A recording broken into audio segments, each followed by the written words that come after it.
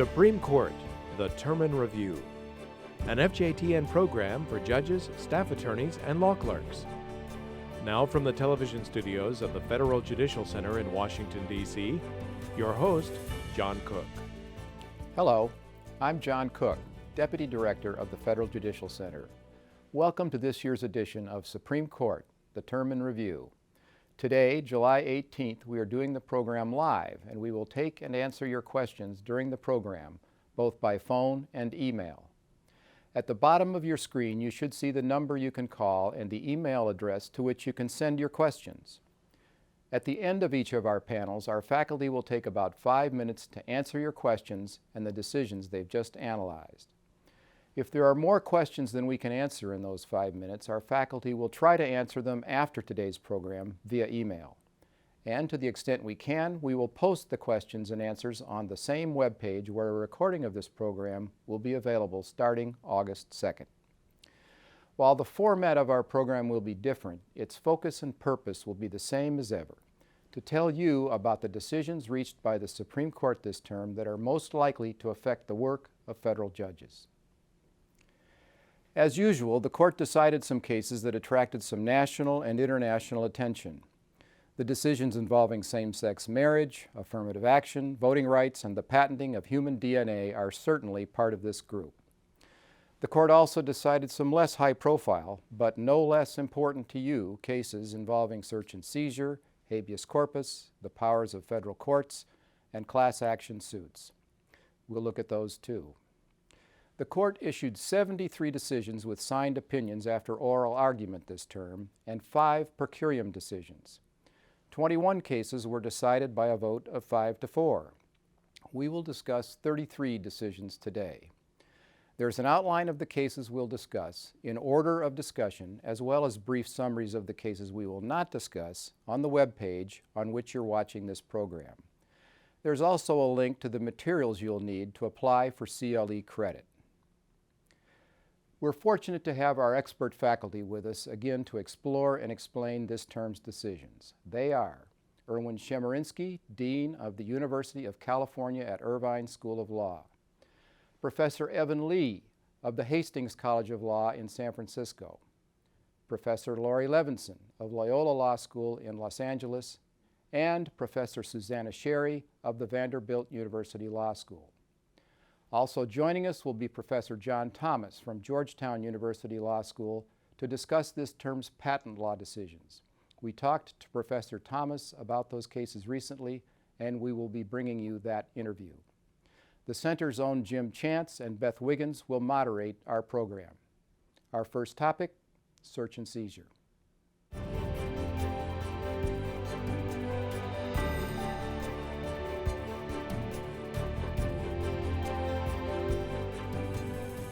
Since 2009, when Maryland began to collect DNA samples from arrestees charged with violent crimes and burglary, there have been 225 matches, 75 prosecutions, and 42 convictions, including that of Respondent King. Well, that's really good. I'll bet you if you conducted a lot of unreasonable searches and seizures, you'd get more convictions, too.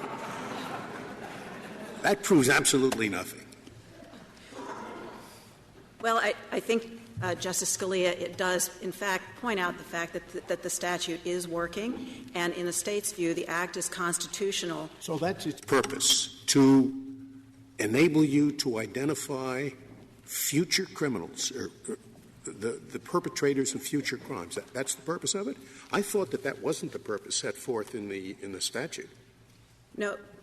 Not just to identify people. The purpose of the statute is to enable the state to identify perpetrators of serious crimes and to use the information to make bail determinations for people who are validly in their custody. Hello, I'm Jim Chance, and I'm here with my colleague Beth Wiggins and our faculty, a terrific faculty, to talk with you about 5 search and seizure decisions the Court reached this term. We hope you'll take advantage of our being live this year to call or email us with any questions you may have about these decisions. That little bit of argument you heard just now was from one of the term's most discussed decisions, Maryland versus King. Tell us what it was about, Laurie. Well, in 2009, Alonzo King was arrested in Maryland on charges of first and second degree assault. When he was arrested, they took a swab of his mouth and got a DNA sample. And they ran that DNA sample and found out that he was wanted for a 2003 rape. They confirmed it, and he was convicted of that rape. But the Maryland High Court overturned the conviction, saying that the DNA testing was a suspicionless search in violation of the Fourth Amendment. And what did the Supreme Court decide, Evan? It reversed the Maryland Court of Appeals 5-4. At issue here was the Maryland DNA Collection Act, which allows police to collect DNA samples from any person who's charged with a crime of violence or an attempt to commit a crime of violence or burglary or an attempt to commit burglary. But the DNA can't be processed or placed in a database until the person is arraigned, and that's important because of the disagreement between the majority and the dissenters regarding the use of the DNA.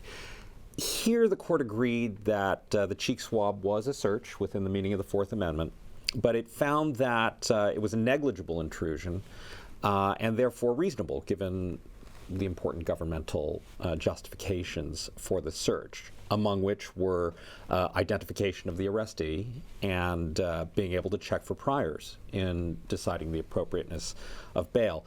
The majority repeatedly compared a cheek swab to taking fingerprints or pictures of arrestees, but said that the cheek swabs were even more justifiable because they're even more accurate, at least than fingerprints. The majority also reasoned that the cheek swab was less intrusive than, let's say, a blood draw, and that people in custody have a reduced expectation of privacy and are inevitably subjected to some level of indignity. Didn't the majority also talk about the protections that were available in the Maryland law? It did. Under this law, the sample is only supposed to be used for identification purposes.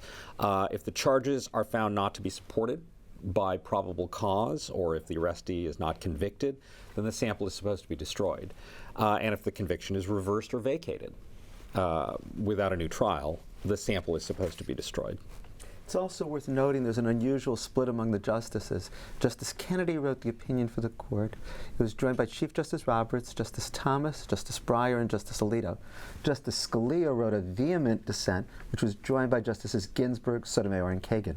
He did, and he had a great line, the line of the case. As for the majority's argument that the DNA is used to identify the arrestee, he said that, quote, taxes the credulity of the credulous, unquote. And I think he said that because, in fact, this testing of the DNA didn't take place until after the arraignment and after the bail hearing, and by that time they don't really need it for identity purposes. Yeah, according to the dissenters, the real reason for getting this sample was to investigate if he had ever committed other crimes, and the dissent stressed that the court has never before allowed suspicionless searches purely to facilitate the general detection of crime. And one of the concerns is that there's no major principles spelled out in the majority's decision of how you limit this to serious crimes. One interesting thing about the court's opinion is that while the Maryland law limits taking the DNA sample to people who are arrested for serious crimes, the majority does cite Timothy McVeigh and a couple of other infamous cases for the proposition that some of the most heinous criminals have been stopped for minor traffic violations. So the question then arises if at some point in the future, perhaps the majority or perhaps the court might eventually allow this kind of DNA collection from anybody who's had a run-in with the law. Good, thanks, Evan. Our next decision, Missouri versus McNeely, also deals with the question of when police need a warrant to intrude on an arrestee's bodily integrity to gather evidence. This time, the issue is drawing blood in a DUI arrest. Tyler McNeely was stopped by police, and then they observed him breaking the speed limit and driving his truck erratically. He got out of the car, failed a field sobriety test, and when he was taken to a hospital for a blood draw, he refused his consent, withheld consent. The technician took the blood anyway, and McNeely moved to suppress the blood sample evidence as a warrantless search. Missouri Supreme Court finally found for the state, citing the U.S. Supreme Court's decision in Schmerber versus California that upheld a warrantless blood test under an exigent circumstances exception. So, Evan, did the court find that the decision in the Schmerber case also decided this one? No, the court said it didn't, but that may be the only really definitive thing that we can say about this case, because this is one of those cases where, the court sort of divided among multiple fault lines.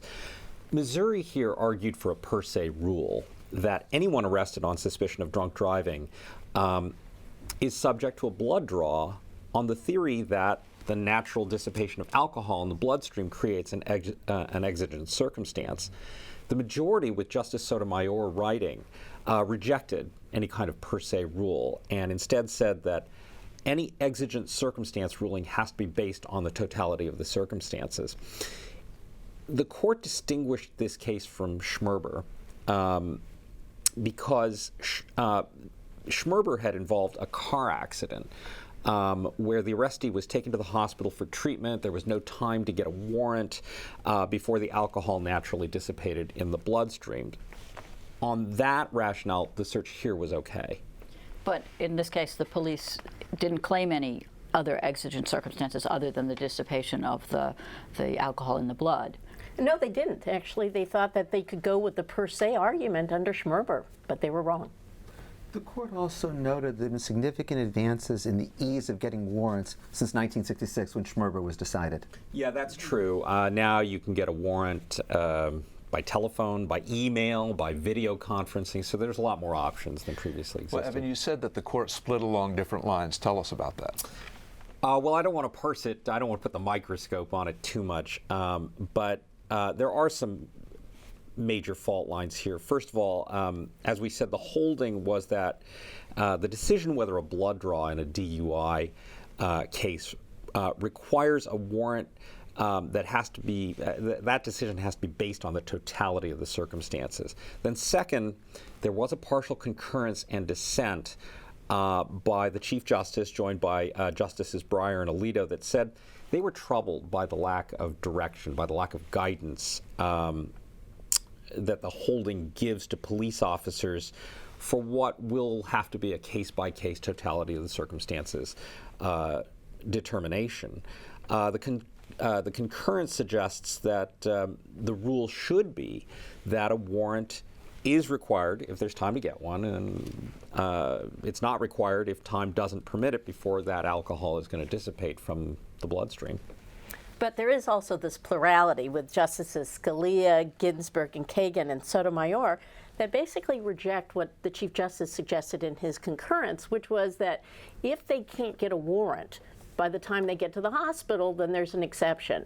And this plurality says that shouldn't be the rule. It shouldn't matter whether somebody is stopped near a hospital or not. It has to be the totality of the circumstances.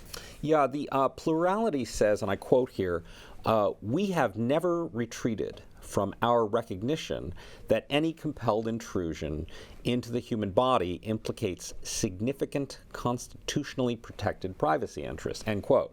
And I think the question now is that still true after Maryland versus King? Laurie, what's the bottom line here for judges? Well, I think the bottom line is, even though there's no firm rule by far in this case, that if the judges go through some of the factors that would apply, where does the arrest take place? Is there a concern over dissipation of the alcohol? Is there an accident? What other factors? If they go through that, they're likely to be upheld. Thanks. Now we turn to two cases asking when the police need a warrant to use drug-sniffing dogs. In the first case, Florida versus Jardines, Miami police received an unverified tip that Joelis Jardines was growing pot at his house. A visual inspection of the home didn't turn anything up, but a canine dog brought onto Jardines' front porch alerted to the presence of the drug at his front door. So police used that information to get a warrant, and in a search discovered some marijuana plants in the house. Jardines moved to suppress the evidence on the grounds that the dog sniff was a warrantless Fourth Amendment search without probable cause.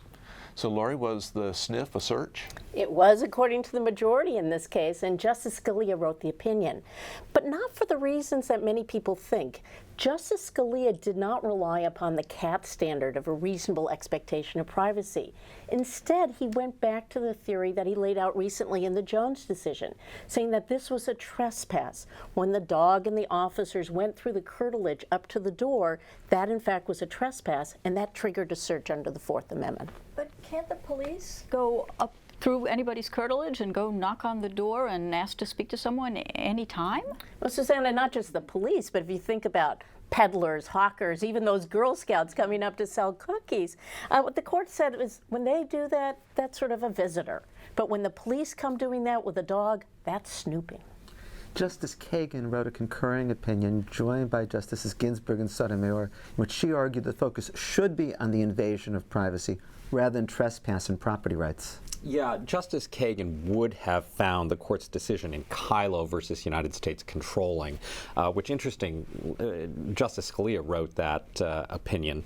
The people in the concurrence, the justices in the concurrence would have said that a drug-sniffing dog, like the heat detection device that was involved in Kylo, is a device not in general public use that's employed to obtain the details of the home that would otherwise be unknowable without a physical intrusion.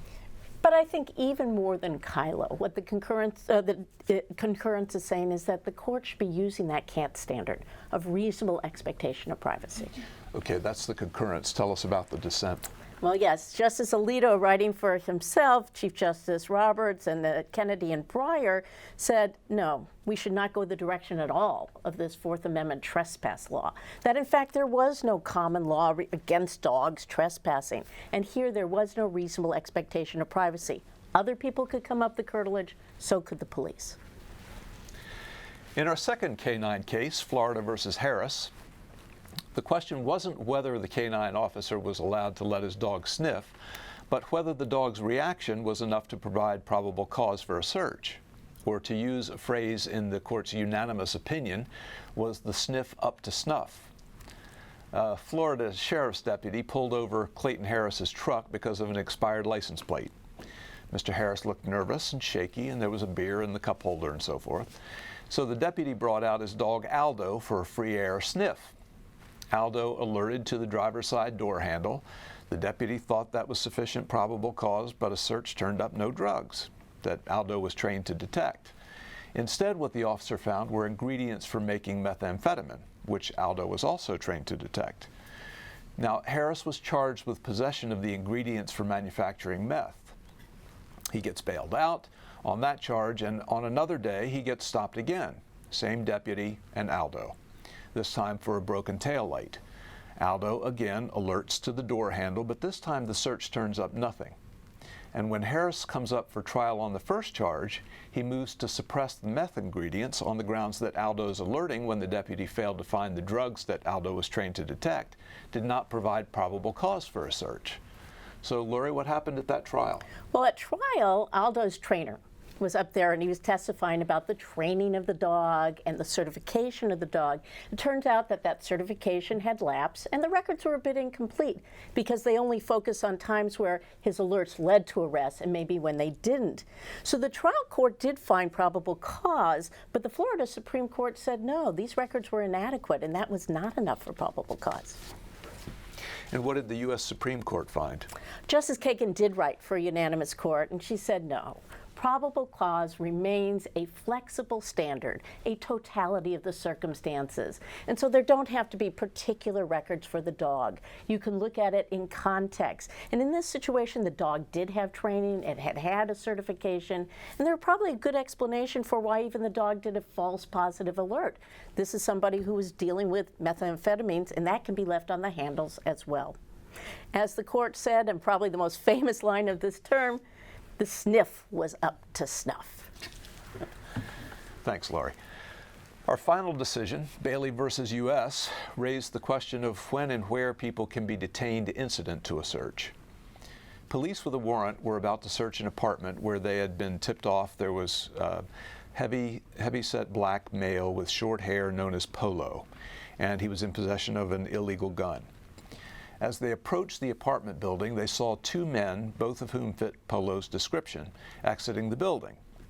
They got in a car, they drove away. One set of detectives conducted the search, and a second pair followed the two men in the car. And after a little less than a mile, they stopped the car and ordered the two men to get out, and they patted them down. They found a set of keys in Bailey's pocket, one of which opened the apartment door. A gun and drugs were found in the apartment, and Bailey claimed his detention incident to a search was unreasonable because he wasn't in the vicinity of the search when he was stopped. Evan, what did the court say? The court said that the search was unreasonable. The question here was whether the court's 1981 decision in Michigan versus Summers, which allowed a detention pursuant to the execution of a search warrant, controlled in this case, and the court said it did not.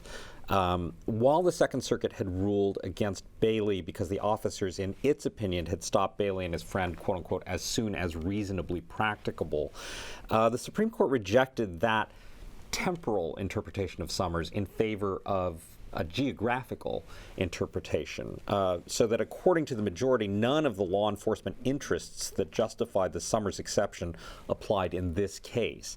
Bailey was too far away from the apartment to have been a threat to the officers. He was too far away to have either hindered or helped the execution of the search.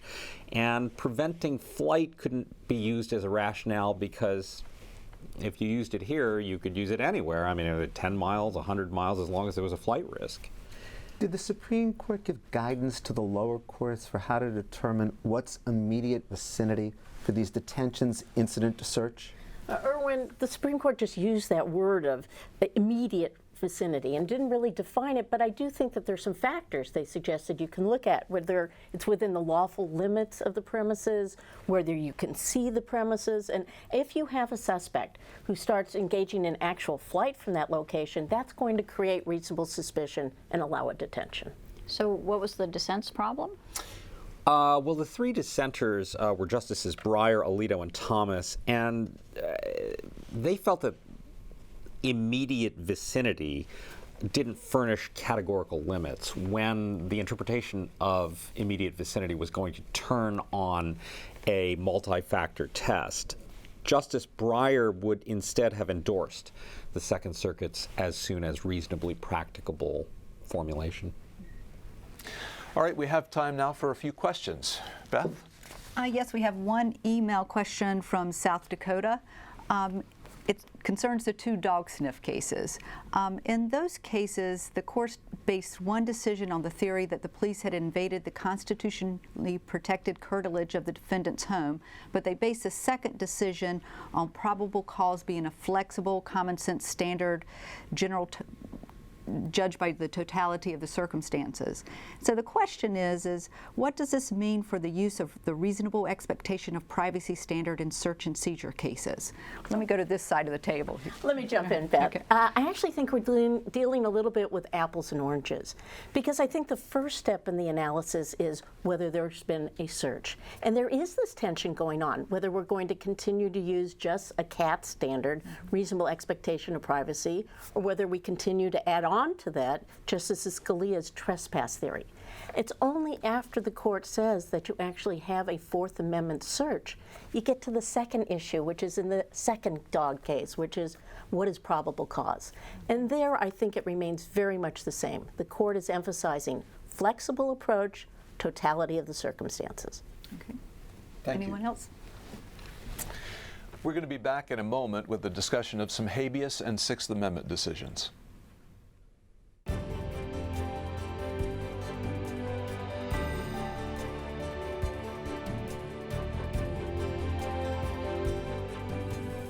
So if a district court says, well, there's a little bit here, and I can't rule out the possibility that there might be a lot more that's locked in the petitioner's mind, but he's unable to provide it because he's incompetent, then I'm going to grant a stay until he's restored to competence. And then that would be insulated from being overturned on appeal by abuse of discretion standard. That's what you're arguing.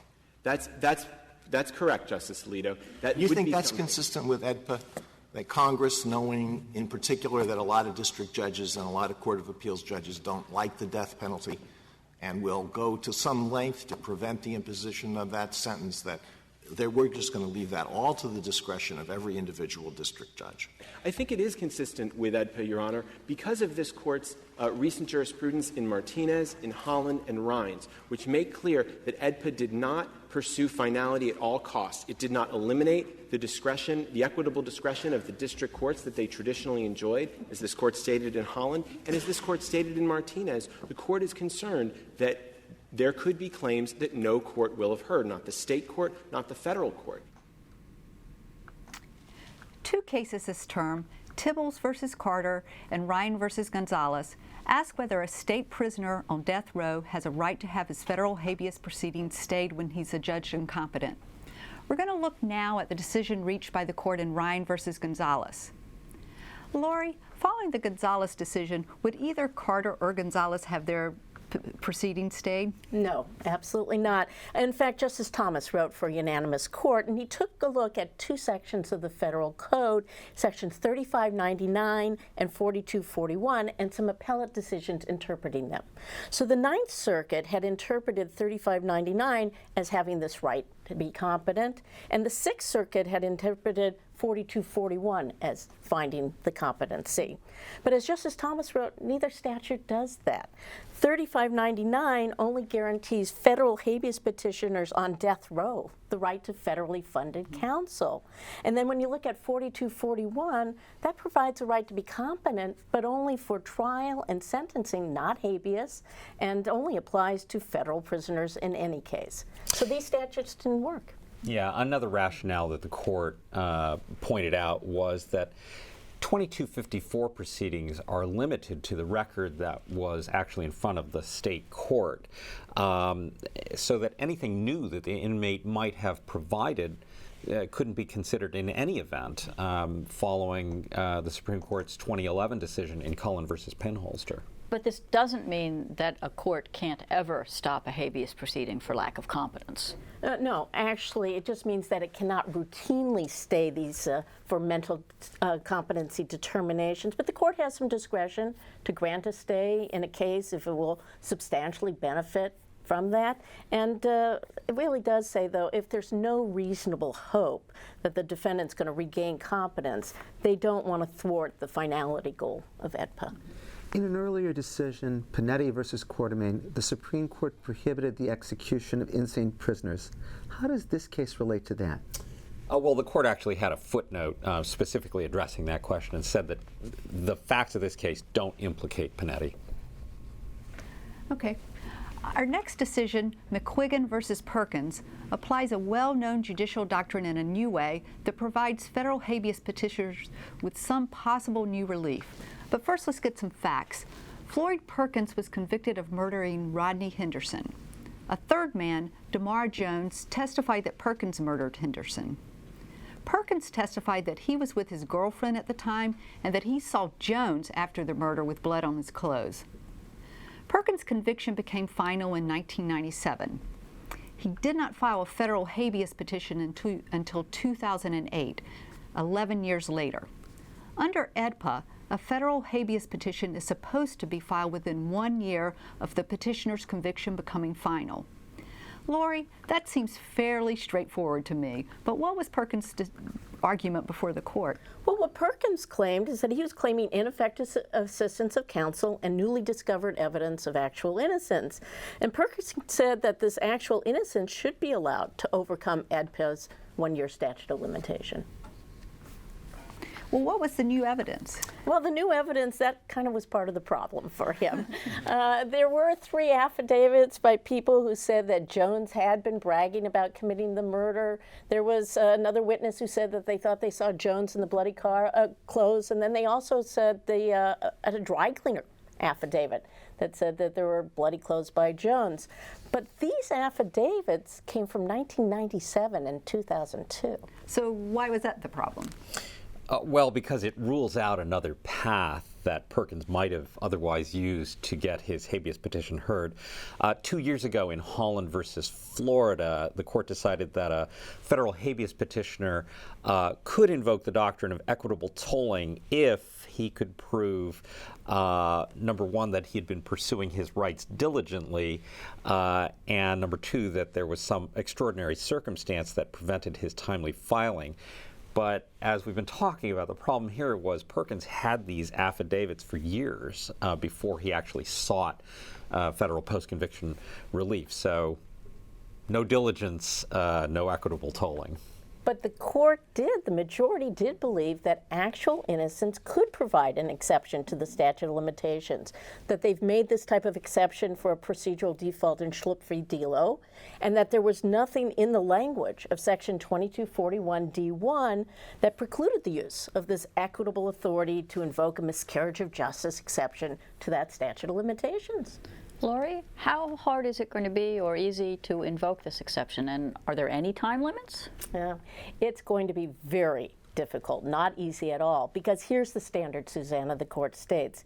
It's going to require a showing that, quote, in light of new evidence, no juror acting reasonably would have voted to find petitioner guilty beyond a reasonable doubt. And then in terms of diligence, even though it's not a firm requirement, it does go to the credibility of the claim. So here, if you have a petitioner who people think intentionally waited until an adverse witness, maybe Jones, has died, then it's going to be less likely that they can use the actual innocence claim. Nonetheless, Justice Scalia's dissent said that the majority's opinion was a flagrant violation of principles of separation of powers. That's right, Justice Scalia, and he was writing for three others. He said that, okay, historically, actual innocence was an equitable, judge-made exception, but now we're dealing with a statute written by Congress. Okay. Floyd Perkins had claimed that the evidence of his actual innocence had not come to light earlier because of ineffective assistance of counsel. In this next decision, Trevino versus Thaler, the petitioner claimed that Texas state criminal procedure made it virtually impossible to raise an ineffective assistance of counsel or an IAC claim against his trial attorney. But the real question here before the court was whether its decision last term in Martinez versus Ryan applied to the facts of this case too. Laurie, what's the connection between these two cases? First, we have to remember what happened in Martinez. Then we see how it applies here. So in Martinez, the court held that the Arizona state procedural rule that required a defendant to raise the IAC claim on collateral attack could not be used as a procedural default if he didn't have counsel or effective assistance of counsel. In Texas, where Trevino is, they don't have exactly the same setup, but practically the way the rules work, it is that a defendant, a petitioner, is not going to be able to raise these into collateral review. So the question was whether Martinez would also apply to the setup in Texas for Trevino. Okay, so the question is now, does it? And the court held it does. 5 justices in the majority said that, in fact, he would get this benefit, although I'm not sure it's going to do Trevino much good. The court didn't actually decide whether he had ineffective assistance of counsel or, what their counsel on habeas was ineffective.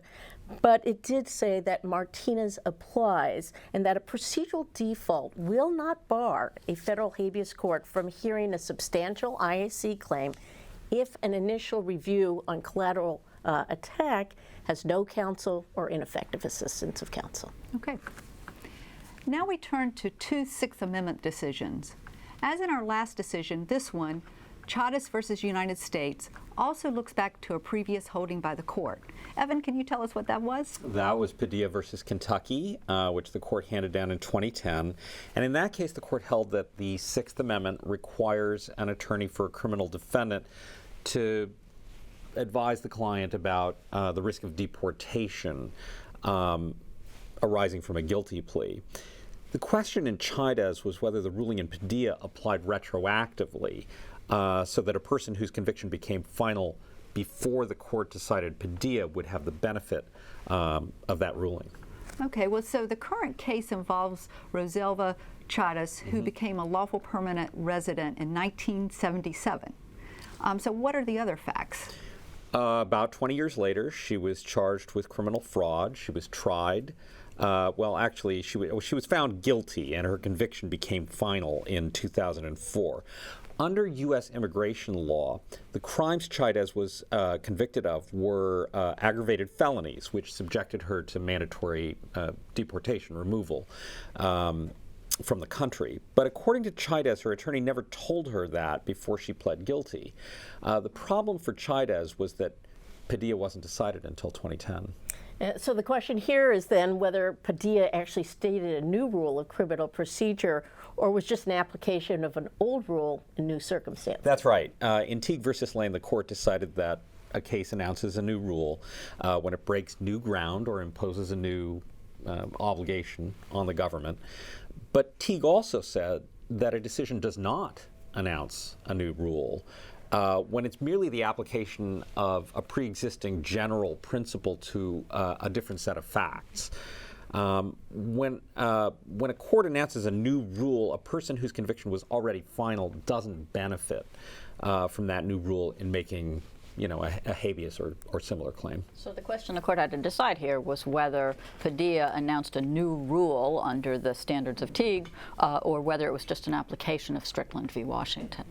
Yeah, and Strickland held that a legal representation violates the Sixth Amendment right to counsel if it falls below an objective standard of reasonableness as indicated by prevailing professional norms. And additionally, the defendant suffered prejudice as a result. But the majority here in Chaidez said that Padilla did a lot more than just apply Strickland to a new set of facts. Before Padilla, the federal courts had overwhelmingly agreed that Strickland didn't apply to collateral consequences like deportation. It only applied to the direct consequences of criminal prosecution. The court here said the reason Padilla constituted a new rule was that the court had to first decide whether Strickland even applied to collateral consequences like deportation. At the moment it decided that question, it decided that it did apply, that's when it broke new ground. Under Teague versus Lane, there are limited circumstances where a new rule will apply retroactively. Why not here? Well, it's true that there is an exception for so-called watershed rules if the new rule implicates fundamental fairness and the accuracy of the criminal proceeding. But here, Chaidez didn't make that argument. She argued that all Padilla did was to apply the holding in Strickland to a new set of facts, and that all the court in her case had to do was cite that decision, and they could find in her favor. Okay, thank you. We're about to talk about our final decision of this panel, and we'll address your questions afterwards. The final decision is Johnson versus Williams. The Federal Anti-Terrorism and Effective Death Penalty Act, or AEDPA, prohibits a federal habeas court from granting relief to a state prisoner whose claim has already been adjudicated on the merits in state court. There are two exceptions to this prohibition. The habeas court may grant relief if the state court's decision was contrary to or involved an unreasonable application of clearly established federal law as established by the U.S. Supreme Court, or the adjudication resulted in a decision that was based on an unreasonable determination of the facts in light of the evidence presented in the state court. But this case actually focused on a more elementary question. Laurie, tell us about that. Yeah, Beth, the more elementary question really was whether Tara Williams' federal constitutional issue was ever decided on the merits by the state court. What happened is she was convicted in California of murder. On appeal, she raised the issue that the dismissal of a juror both violated California law and also the Sixth Amendment. When the California Court of Appeals issued its decision, it cited to the Supreme Court, but it's not clear whether it was relying on the federal constitutional law or the California law. So what did they say? Well, what the court said is that its answer would follow logically from a recent decision by the Supreme Court in Harrington versus Richter. In that case, they said if a state court summarily rejects all the claims, then there's a rebuttable presumption that that includes the federal claim as well, that was adjudicated. So likewise, in this case, there was a rebuttable presumption that in fact they had adjudicated and decided on the merits the constitutional issue. So, Evan, did the court state any reasons why they thought a state court might not directly or explicitly address the federal constitutional claims of a defendant? Yes, the court cited three situations where a state court might not do that. One is where a state law fully incorporates federal law. A second is where the defendant only fleetingly mentions federal law and doesn't seem to be making an independent federal law claim. And third, where the federal claim is patently frivolous. Okay. Laurie, you mentioned a rebuttable presumption. So what were the grounds for rebutting that assumption? The court doesn't actually give an exclusive list, but it does suggest that you can look at the state court order to see if, in fact, they didn't rely on the federal claim, or even an interpretation of the rules of how that state court makes their decisions. Right, thank you. We now have some time for a few questions. Are there any emails, Jim? Yes, we have an email question on this one. It says, for several terms, the court has been cabining prisoners' ability to file federal habeas claims under AEDPA. Now it has created an actual innocence exception to AEDPA's statute of limitations in McQuiggan and made it easier for a prisoner to claim ineffective assistance of counsel in a collateral proceeding. Are we looking at a new direction in the court's AEDPA jurisprudence? What do you think?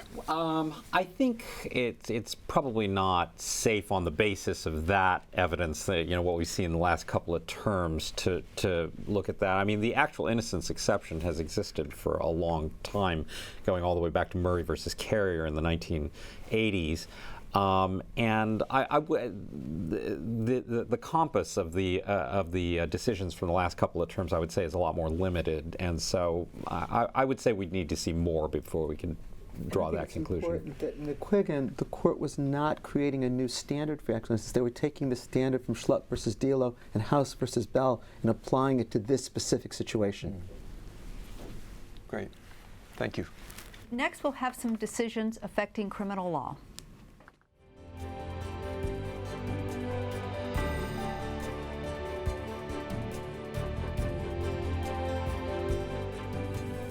Ms. McGuire, can I take you to a different kind of question? Certainly. Let's assume that there were a statute and it said carrying a gun is an offense and that the range is 5 to 10 years. I realize it goes up further in the real world, but let's just say 5 to 10 years. And Congress said, in setting the penalty within that range, the judge shall consider whether the defendant brandished the gun and whether the defendant discharged the gun. Now, and that's all the statute said. That would be constitutional. Is that not right? Yes, Justice Kagan, that would be constitutional because it doesn't have the mandatory effect. Okay, so it's constitutional for the judge to say 7 years because you brandished, 9 years because you discharged. So what makes it unconstitutional? What makes it a violation of the Sixth Amendment when now Congress just provides something extra in the statute? It says not just you shall consider brandishing and discharging, but if you find brandishing, you get 7. If you find discharging, you get 9. Okay. What makes that unconstitutional is because you're stripping the judge of all authority. And by operation of law, you are telling that judge that you must impose this. Well, that seems right as a definitional matter, as a descriptive matter. But I guess the question I'm having difficulty with is why does that matter for purposes of the Sixth Amendment? The jury is doing the exact same thing, which is the jury isn't doing anything in either of my examples. So the only difference between example number 1, which you said was constitutional, and example number 2, is that now Congress is giving further instruction to the judge. But nothing more is being taken away from the jury, is it? A number of the criminal law cases decided by the court this term address judicial discretion in sentencing. In our first decision, the court restricted that discretion somewhat by overruling a fairly recent decision of its own. The case from this term was Allain versus United States. Alan Allain and an accomplice robbed a store manager with a gun. Under the federal law, the minimum sentence for this crime differed depending on how the gun was used. If he just possessed it during the crime, the minimum sentence was 5 years. If he brandished the gun, it was 7 years, and if the gun was discharged, the mandatory minimum was 10 years. Well, the jury did not find that Allain brandished the gun, but the judge did, and sentenced him to 7 years. He said it was a sentencing factor and didn't have to be proved by the jury beyond a reasonable doubt. In making this ruling, the judge relied on the Supreme Court's 2002 decision in Harris versus United States. In that case, the court explicitly held that the facts that trigger an application of mandatory minimum sentence are sentencing factors for the judge. And that sounded pretty straightforward, Erwin. It was straightforward under Harris, but the Supreme Court overruled Harris versus United States in this case. In Apprendi versus New Jersey in 2000, the Supreme Court said any factor other than a prior conviction that leads to a sentence greater than the statutory maximum must be proven to the jury beyond a reasonable doubt. In Harris, the court drew a distinction between facts that lead to sentences greater than the statutory maximum and facts that trigger mandatory minimum sentences. The court said Apprendi doesn't apply to the latter. Why did it overrule the Harris decision? The Supreme Court held 5-4 that there was not a meaningful distinction between the principles of Apprendi and mandatory minimum sentences. The court said facts that trigger mandatory minimum sentences, like whether there was brandishing, should have to be proven to the jury beyond a reasonable doubt. Erwin, don't you think Justice Breyer really is the key to this decision? He had been in the majority in the Harris case, and now in this case he's voting to overrule it. And maybe that's because, as he said, he didn't agree with Apprendi when it was first decided. But now that it's been around for 10 years, he doesn't think Harris makes any sense. I think that's absolutely right. I think the bottom line is that for all of the federal laws with mandatory minimums, the facts that trigger them will have to be proven to the jury beyond a reasonable doubt. Now, this doesn't mean that every fact that increases a sentence has to be proven to the jury beyond a reasonable doubt. The court was clear in saying that as to sentences within the statutory range, the facts that might increase the sentence are still sentencing factors that the judge can find by preponderance of the evidence. The sentences of armed criminals can also be increased under federal law if the defendant has 3 prior convictions for a violent felony, including burglary, arson, or extortion. To determine if a past conviction is for one of those crimes, courts use what's called a categorical approach. That means they compare the elements of the statute the defendant was convicted under with the elements of the generic offense. In other words, the offense as commonly understood, the generic offense. If the statute's elements are the same as or narrower than those of the generic offense, then the prior conviction qualifies as a predicate crime under the Armed Career Criminals Act, or ACCA, and it increases the sentence for the current conviction. But the court's decision in Decamp versus United States also focused on a related approach, didn't it, Laurie? It did, and that approach is called the modified categorical approach. And this comes into play when you have a state statute, which the defendant had been previously convicted of, that sets out one or more elements in the alternative. So think about burglary. It could be burglary by the unlawful entry into a building or into an automobile. And in that situation, it would be difficult to know if the elements of the prior conviction meet the elements of the generic offense. So the court has said that at that point, the sentencing court can look at a limited category of documents, the indictment, the jury instruction, to come up with that determination. And how did the issue come up in the Decamp case? Well, in the Decamp case, you had a California burglary law, but that was different. It did not include the common law element of breaking and entering. So the question was whether this prior conviction actually qualified as a predicate crime under ACCA. And this statute did not define burglary in different ways, and yet the court wanted to use and did use the modified categorical approach. And it went about examining some documents to see if the conviction would qualify, including the plea colloquy. It ended up sentencing Decamp to a term more than twice as long as he would have received. Evan, did the Court of Appeals affirm that sentence? Yes, it did, based on its recent en banc decision in Aguila Montez versus Daoka. In that case, the Ninth Circuit had ruled that when a sentencing court considers a conviction under a statute that's categorically broader than the generic offense, that it may scrutinize certain documents to determine the factual basis of the conviction. And did the Supreme Court affirm the Ninth Circuit? No. The court held that the modified categorical approach is only appropriate in cases like the ones where Laurie was talking about, when a defendant was convicted under a statute that allows alternative ways to commit a charged offense, a so-called divisible offense. It's not appropriate for so-called indivisible statutes where you have a single crime with a single set of elements. And I think the court reached that decision for several reasons. You know, first, I don't think they want lower courts spending a lot of time looking through old documents to see if the prior crimes qualify. Second, I think the court was concerned, we had been talking about Apprendi, whether this does raise serious concerns about Apprendi, because you have the court making findings on disputed facts. And finally, that approach, the modified approach, would deny some defendants of the benefits of some negotiated pleas, because now the judges would be looking behind the pleas to see the facts. Thanks. Until the court decided this next case, defendants in some circuits could be sentenced to longer terms than they might have gotten when they committed the crime, because federal sentencing guidelines had been amended to impose a greater punishment. But in Pugh versus United States, the Supreme Court ruled that that was no longer allowed. What was the court's reasoning there, Laurie? In a 5-4 decision, what the court said is that these higher sentencing guidelines are subject to the ex post facto clause, because even though they are not statutes, they work much the same way given the sentencing scheme presently going in the federal courts. The judges are directed to start with the sentencing guidelines. That's what they look at, and we know from statistics that many of them are relying on it. So the court says in this situation, if those guidelines change, if they go up, the defendant should be subject to the guidelines that were in effect at the time of the crime. A similar choice was at the heart of our next decision, that's Henderson versus United States.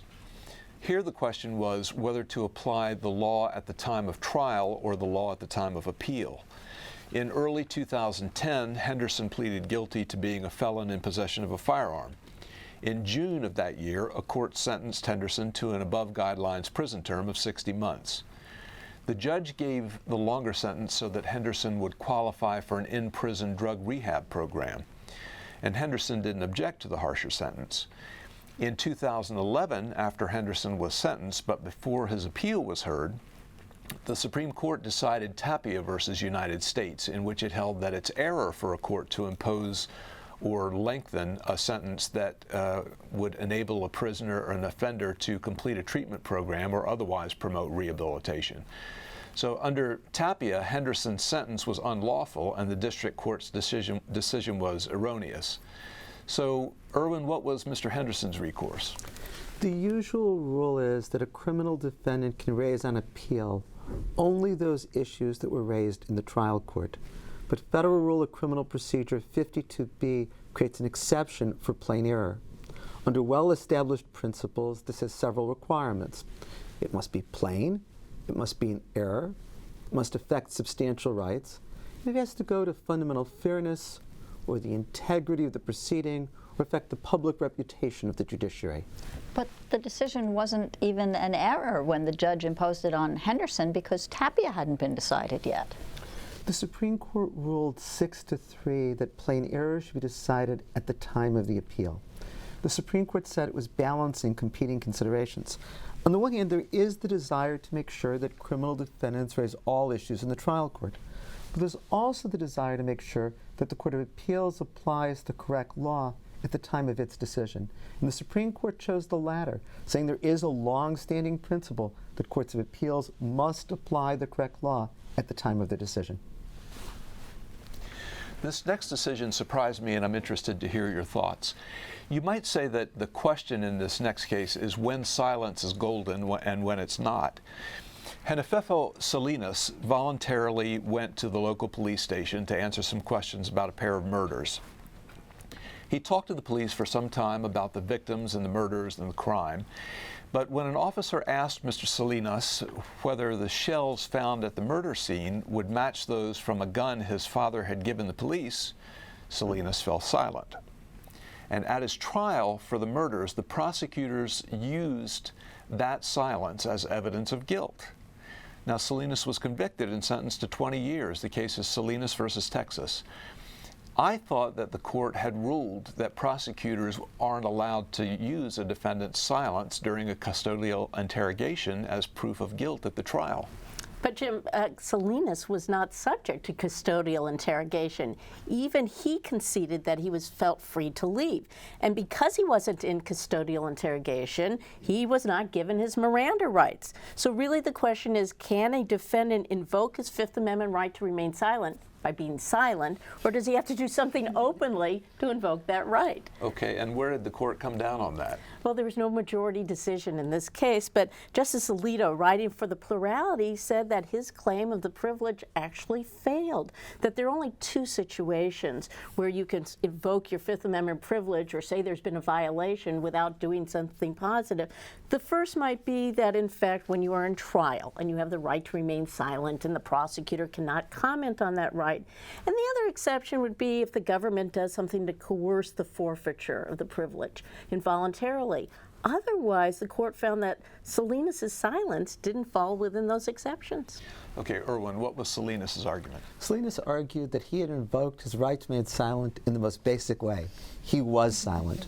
Also, he argued, as Laurie said, that he had not yet been given Miranda warnings since he wasn't in custody, so he hadn't been informed of his right to remain silent. Even though there was no majority opinion in this case, I think the bottom line principle that emerges is that prosecutors can draw an adverse inference from a criminal defendant's silence in response to police questions that occur before arrest.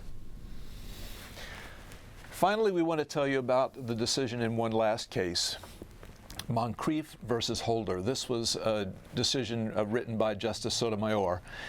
The Immigration and Nationality Act, or INA, says that a non-citizen who's been convicted of an aggravated felony may be deported from this country. It also prohibits the Attorney General from granting discretionary relief from removal to an aggravated felon. Among the crimes that are classified as aggravated felonies are illicit drug trafficking offenses.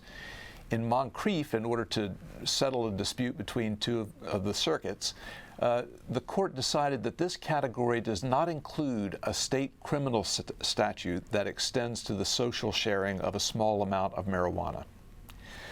So now let's turn to some questions. Beth? Okay, we have several questions from the Western District of Oklahoma. Let's take the first one. It has to do with Days Camp. And the question is whether you agree with Justice Alito that the court's decision in Days Camp is going to seriously reduce the consistent application of the ACCA, depending on the state statutes the defendants are convicted under. I would say that's hard to project in advance. I think it remains to be seen how this divisible versus indivisible distinction is going to be played out in the lower courts. The majority in this case made it look pretty simple, made it look like a fairly formalistic approach, but I think Justice Alito kind of deconstructed that, as the academics say, to some extent in the dissent, and I think it's going to be an open question as to how lower courts are going to grapple with that. And it also may affect how state courts actually look at their statutes and whether they go back and redraft those statutes so it's clear whether they would qualify. Okay. Well, let's go to the next question. And that is talking about the Salinas decision. What do you think the effect of the Salinas decision will be on the admissibility of defendant statements in criminal cases? I think you'll see many more statements, or I should say silence, coming in. What you're going to have are prosecutors arguing that the defendant, before they're in custodial interrogation, was remaining silent when confronted with some damaging facts, and that in fact shows consciousness of guilt or guilt itself. In Burgess versus Tompkins a couple of years ago, the Supreme Court said in order for a defendant to invoke the right to remain silent, the defendant has to expressly say that's what he or she is doing. And that's what I think Salinas is saying, even pre-arrest. When it comes to silence, one can invoke the right only by explicitly doing so. Okay. Let's take I think we have time for the last question that's come in. And that's one about the sentencing guidelines. And it's one I actually have myself. Ever since the court made the sentencing guidelines advisory in Booker 1, It's been giving judges more and more discretion in this area. So do you think the decision in Pew means that the court is going to continue in the same direction? Well, I think that basically Pew says that we have this new system of sentencing where the sentencing guidelines are, as you said, they're not mandatory, but it's really what the judges are following, and that's what they're directed to follow. It gives the judges broader discretion, but it's hard to say whether all those judges want to jump into that broad area of discretion. They still look very much, at least at the beginning of the process, to the guidelines. Anyone else? Okay. That's all the questions we have. Great. Thanks, panel. That's it for our discussion of criminal law decisions this term. Among the many important cases decided this term were a couple regarding intellectual property, and our producer Paul Vamvis recently spoke to Professor John Thomas at Georgetown University Law Center. After we show you that interview, we're going to take a 5-minute break so everyone can stretch their legs, and then we'll be back with the second half of Supreme Court Term in Review. Here's Paul.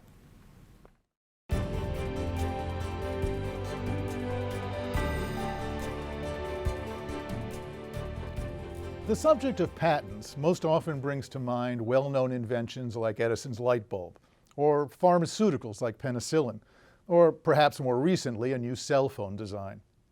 But this term, the Supreme Court took up 2 cases involving the much more nuanced issues inherent in the field of biogenetics. The first of these was Baumann v. Monsanto, which asked if the doctrine of patent exhaustion allows a farmer who buys patented seeds to reproduce them through planting and harvesting without the patent holder's permission. The second case was Association for Molecular Pathology v. Myriad Genetics. This case raised the fundamental question of whether identifying and isolating a naturally occurring segment of DNA was eligible for a patent under the law. With us to discuss these 2 decisions and their implications is Professor John R. Thomas of the Georgetown University Law Center. Professor Thomas teaches and writes in the field of intellectual property. Thank you for joining us. Thank you. Let's start with the Myriad decision. Can you tell us what it was that Myriad did? Myriad obtained 2 patents claiming 2 genetic sequences, BRCA1 and BRCA2. Mutations of those sequences suggested disposition toward breast and ovarian cancer. And why was that insufficient to be lawfully patentable? The court held that those patents did not meet the product of nature doctrine. Under that doctrine, items that occur naturally and aren't the product of the hand of man can't be patented. The court determined that the genetic sequences were developed by nature, that their structure and function was determined naturally and not by Myriad. Well, the court said, and I want to read this so I get it right, the court said there was no question that Myriad had done extensive research to identify and isolate those DNA fragments, but it wrote, groundbreaking, innovative, or even brilliant discovery does not by itself satisfy the Patent Act. That seems to describe a lot of what biogenetic companies do. Where does this leave them? Well, where biotech companies have to recognize that the patent laws try to encourage the labors that lead to innovation, but also try to distribute the fruits of those labors. The notion is that discoveries too close to the lab bench, stuff that's fundamental scientific knowledge, is best left open for everyone to use. Biotech companies will still be able to patent downstream discoveries, for example, specific cures to diseases, but fundamental biological knowledge remains off the table in terms of patenting and remains in the public domain.